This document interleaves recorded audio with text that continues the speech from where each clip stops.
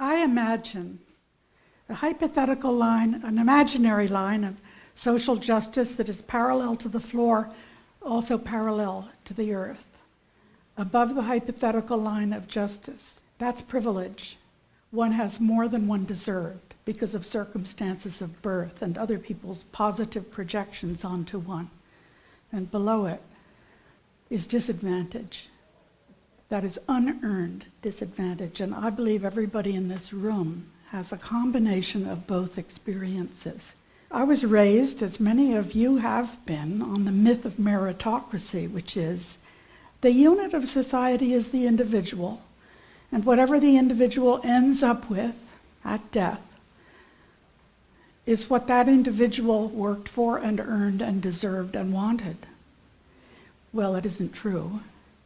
I came to notice privilege because I noticed male privilege, and then I noticed in parallel fashion white privilege, and both of these things were very distressing. I hated learning about privileged systems, but I found I had to explain my life. 3 years in a row, men and women, in a seminar I was leading at Wellesley College, and we were talking about quite a difficult subject, but fascinating, how to bring materials on women into all the liberal arts curriculum. And the men were our allies, and they were very brave. They'd taken a fair amount of flack on their campuses for coming to a women's college to talk about women's studies and bringing it to the main curriculum. As a natural occurrence in the spring, toward the spring of the year, in these monthly seminars, once we all trusted each other pretty well, the women would just raise this question, can't we do some of this teaching about women in the introductory courses? A very, very nice man said, see, that first year, the students are trying to figure out what will be their major.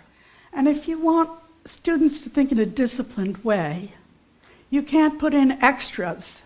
Now, every one of these very nice men is born of a woman. And she has become extra in his head. Together with, lots of them were married to women, his wife, his daughter, his sisters and his cousins and his aunts. They've all become extra. And I'm wondering, how have they become extra? And this is such a nice man. I was rescued from my dilemma, which was I had to choose. I had to choose whether these are nice men or whether they were oppressive. I was rescued by remembering that back in 1980, black women in the Boston area had written a number of essays to the effect that white women are oppressive to work with. My first response, the oh dear response, was, I don't see how they can say that about us. I think we're nice.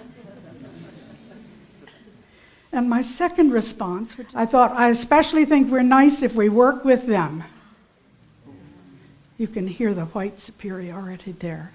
And as I recalled my responses to reading those essays by now, I thought, oh, I hope my attitudes didn't show. I hope I was so nice I covered them over. But after struggling with that for a couple of years, I said, yes, I was oppressive to work with, and my niceness didn't cover my basic racial superiority assumption. And then I thought, maybe niceness has nothing to do with it, and that's what I believe today.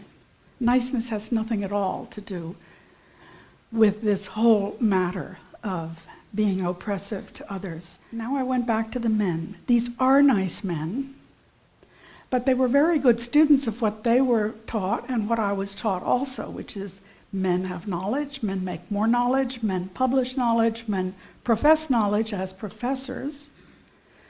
Men run all the major research universities, and men run all the university presses, and they have taken in, as I had too, the idea that knowledge is male and men are knowers.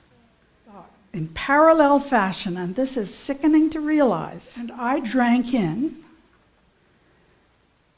the idea that knowledge is white and white people are knowers.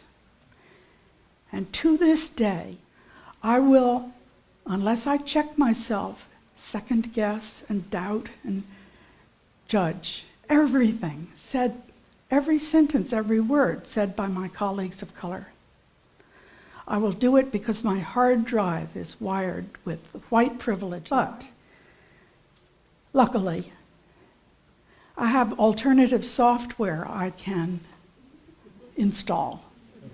And when I install the alternative software, I realize these people have been my major teachers, and I have so much to learn from them.